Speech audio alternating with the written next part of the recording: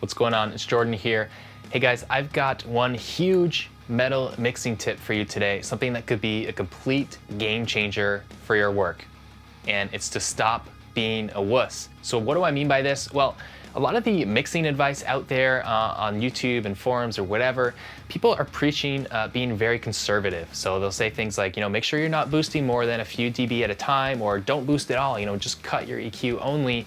And I'm not gonna knock it completely, within some types of genres and some contexts, that might be the right advice. But if you're mixing heavy music, like rock, metal, hardcore, you've got slamming drums that have to be super upfront and intense.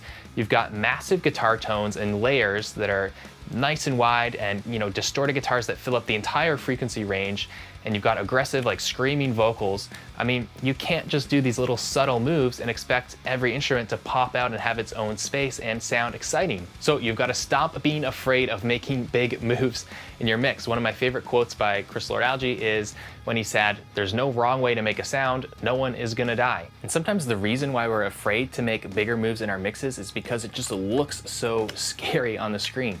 Now let me illustrate this. This is a Sansamp bass driver DI pedal. This is one of my favorite pedals for recording a heavy bass guitar tone. But you can think of this, you can think of a guitar amp even. Now, you've probably heard what a raw bass DI sounds like. When it goes into something like this, and you tweak the knobs, you add some distortion, the bass, treble, whatever, what's coming out the other end is not anything close to what a bass DI sounds like. Same thing with, take that on steroids with a guitar amp with, high gain and distortion. You know what a guitar DI sounds like. It sounds nothing like what comes out of the speaker after going through an amp and adding distortion. But for some reason, we're not afraid to use that, even though it's changing the source signal drastically. Same thing with this pedal. I mean, it's just that it's all hidden behind this little box and knobs, and it's not showing us visually all the crazy things that it's doing to the sound to get that end result, and that's why it doesn't bother us. But for some reason, we get onto the screen, we're mixing in the box, and we turn, we use an EQ that has a graph, and we see this huge spike that we're trying to do with EQ, and we think, oh no, that can't be right, or we kind of have this idea that we can't change the source signal at all. And that's just not true. So in the same way that you're not afraid to use a guitar amp or a pedal like this to drastically change the sound of an instrument, of a track, you shouldn't be afraid to do the same thing if necessary inside your mix. So I'm gonna jump behind the computer here and show you some specific ways this plays out and how you can use this not being a wuss tip in your mixes with EQ and compression specifically. So let's jump into Pro Tools and show you how it's done. All right, so let's check out some examples here. So the first thing I'm gonna show you is on drums. So let's just check out a little bit of this mix here.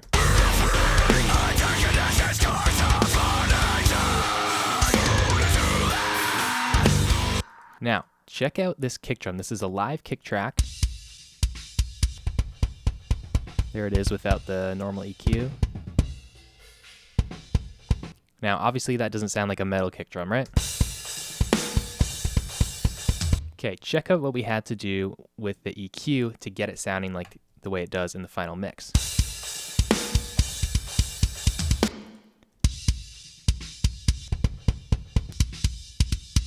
Okay, at 8K, we're boosting almost 15 dB. Doing more at 4.5K, we're doing a minus 15 dB cut at 700 Hertz, and we're boosting plenty of low end around 55 as well.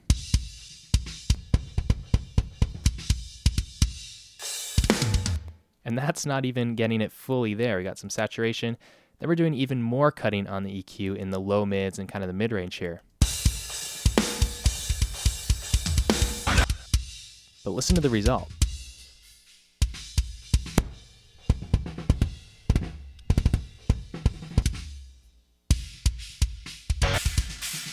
Now this might seem extreme for some other genres. Obviously, we're probably not going to be boosting that much high end or scooping out that much mid range in like a folk rock song.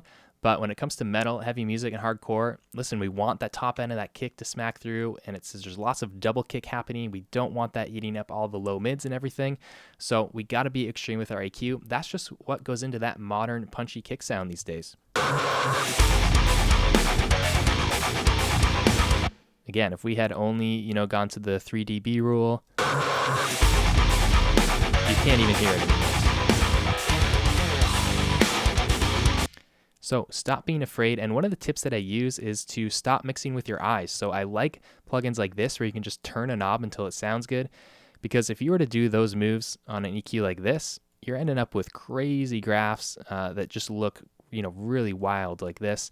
And that's really going to freak you out and probably stop you from actually making the moves that you need to make to get the sound that you want. So that's just a side tip there, not mixing with your eyes. Make sure you're using your ears, and plugins like this without the visual graph can help with that. So that's an example of not being shy with EQ. Now, that's not to say that on every track in your mix you want to go extremely aggressive with your EQ. On guitars, I hardly do any boosting EQ, but that's because I capture the right tone at the source. But when it comes to drums, especially for EQ, you've got to do those big moves. That's just part of the modern heavy sound. All right, so let's move on. I'm going to show you one more example of not being a wuss with your moves, and it's about compression this time. So we're going to look at some screaming vocals here. Okay, decent amount of EQ here. Now look at the compressor. We're doing 10-to-1, fast attack, fast release. By the way, these vocals were already recorded through a distressor with probably 8 to 10 dB of gain reduction already. So keep that in mind. Then we're jumping into this plugin with EQ, followed by the compressor.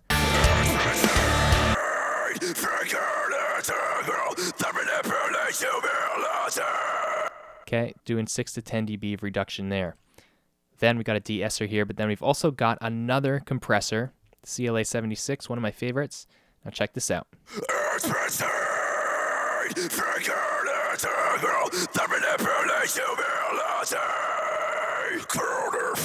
All right, so we've got almost 30 to 40 dB of gain reduction here. And this, again, flies in the face of a lot of advice you hear to, just don't even touch compression because you're afraid of ruining your sound. Just use the fader instead. Not the same thing at all.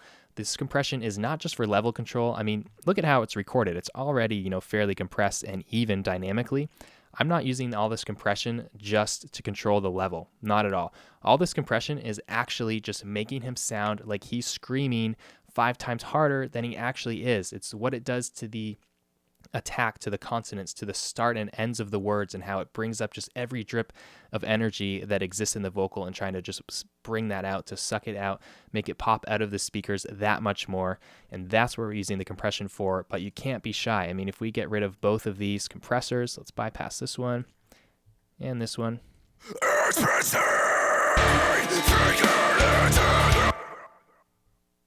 Let's bring down the volume here since there's an adjustment.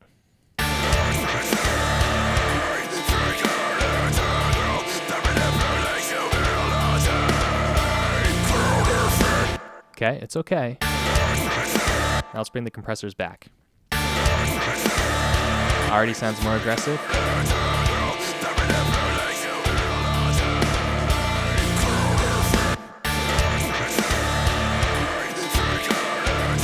Can you hear just the start and the end of the words? Like the way he attacks the words is just emphasized that much more.